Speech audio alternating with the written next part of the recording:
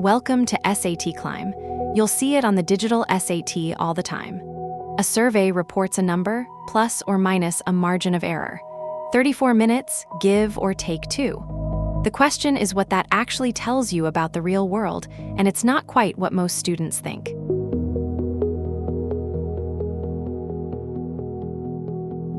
Here's the whole idea.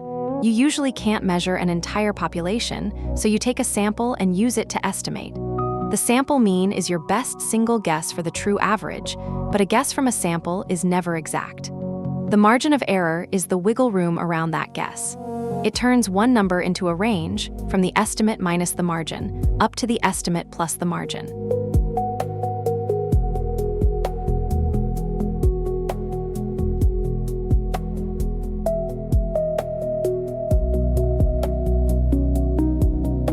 Let's make it concrete.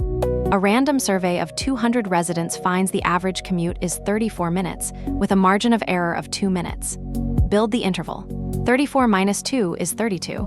34 plus 2 is 36. So the true average commute for all residents is plausibly between 32 and 36 minutes. And here's the key. It does not mean every single resident commutes between 32 and 36. It's a statement about the population's average, not about any one person.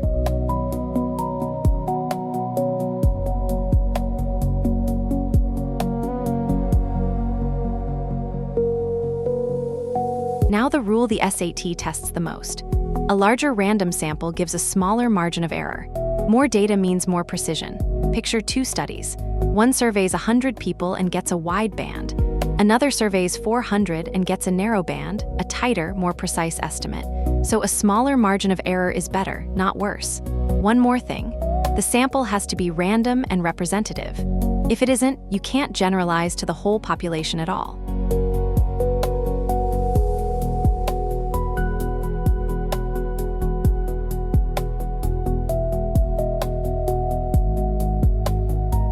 Your turn. A random sample of 500 students has a mean study time of 12 hours per week, with a margin of error of 1.5 hours. Build the interval. 12 minus 1.5 is 10.5. 12 plus 1.5 is 13.5. So the best interpretation is that the mean study time for all students at the school is plausibly between 10.5 and 13.5 hours per week. A statement about the average for the whole population.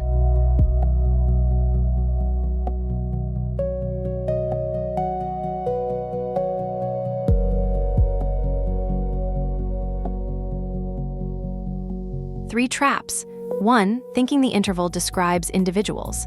It describes the plausible range for the population's average, not any single person. 2. Thinking a bigger margin of error means more accuracy. It's the reverse. A bigger sample shrinks the margin and sharpens the estimate. 3. Generalizing from a bad sample. Conclusions only extend to a population that was randomly and fairly sampled. Center on the estimate, add and subtract the margin, and read it as a claim about the average.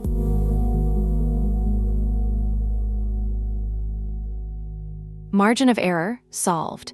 Take the estimate, add and subtract the margin, and read the result as the plausible range for the population's average. And remember, a bigger random sample means a smaller margin. Start practicing free at satclimb.com. Your SAT is closer than you think.